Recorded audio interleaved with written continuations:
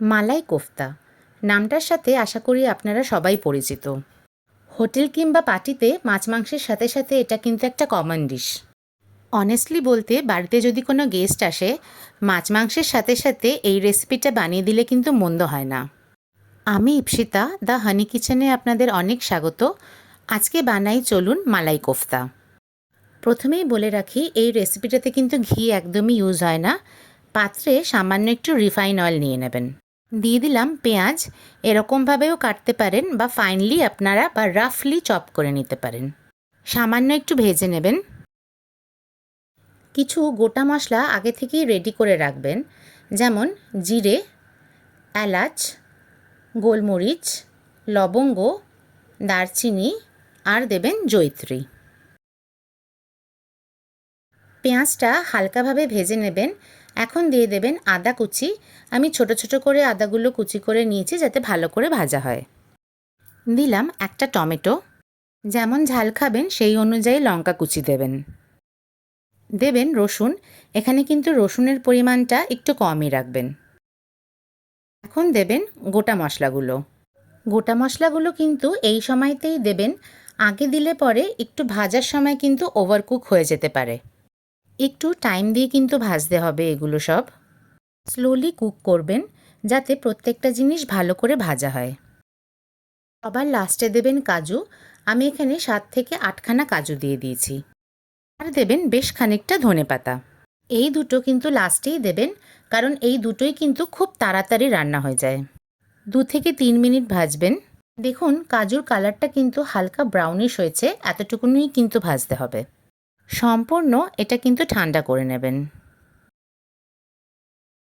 Room টেম্পারেচারে আসলে মিক্সিতে এটা একটা ফাইন পেস্ট করে নেবেন।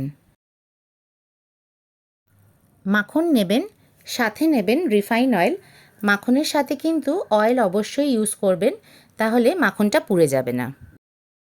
এখন দেবেন ধনে গুঁড়ো, হলুদ, কাশ্মীরি লাল লঙ্কা গুঁড়ো। সময় কিন্তু গ্যাসের ফ্লেমটা একদম লো রাখবেন আর ভালো করে ভেজে নেবেন। দেবেন কসুরি মেথি। এটা কিন্তু খুব ইম্পর্ট্যান্ট, এটা কিন্তু স্কিপ করবেন না।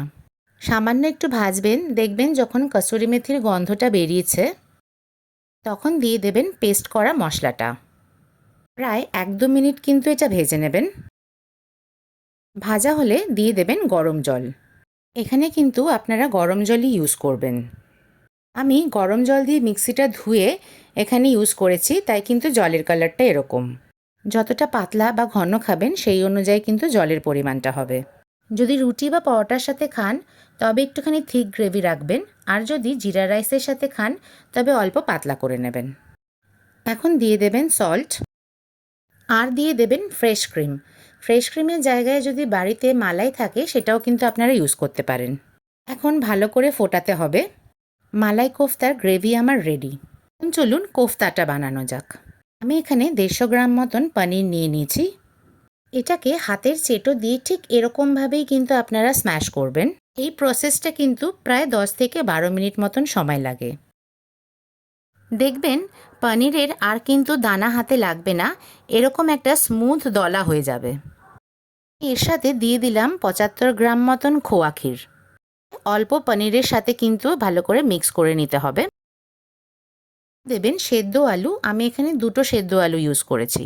দিয়ে আবারও আগের মতন ভালো করে হাতে চেটো দিয়ে এটাকে মেখে নিতে হবে। এখন দেবেন লঙ্কা কুচি, আদা কুচি, সামান্য একটু গরম মশলা, বাইন্ডিংয়ের জন্য ময়দা, আর দেবেন কর্নফ্লাওয়ার, আর দেবেন লাস্টে স্বাদ অনুযায়ী নুন। সব কিন্তু ভালো করে আপনাদের মেখে নিতে হবে। এরকম একটা কিন্তু বাইন্ডিং হবে। লেবুর সাইজে হাতে চেপে চেপে একটা বল বানিয়ে নেবেন। এখানে কাজু আর কিশমিশ দেবেন। ভালো করে চেপে চেপে গোল শেপ করে নেবেন যাতে কোনো ধরনের বলের ভেতরে ক্র্যাক না থাকে। দেখুন এরকম ধরনেরই কিন্তু একটা বল হবে।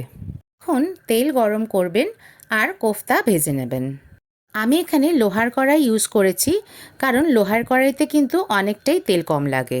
তেল যাতে খুব গরম না হয়, তাহলে কিন্তু কোফতাগুলো খুব তাড়াতাড়ি পুড়ে যাবে। কোফতাগুলো এতটুকুনি ব্রাউন কালার অবধি আপনারা ভাজবেন। ভাজা কোফতা কিন্তু গ্রেভিতে একদমই দেবেন না, তার উপরে গরম গ্রেভি দিয়ে এটা কিন্তু সার্ভ করতে হয়। আমার রান্না যদি পছন্দ হয় একটা লাইক, কমেন্ট আর সাবস্ক্রাইব কিন্তু খুব আশা করলাম। কোফতা গ্রেভিতে দিয়ে যদি নাড়তে থাকেন তাহলে কিন্তু কোফতা আর খুঁজে পাবেন না, সব গলে গ্রেভির সাথেই মিক্স হয়ে যাবে। তাই আমি যেরকম দেখাচ্ছি সেরকমভাবেই কিন্তু সার্ভ করবেন।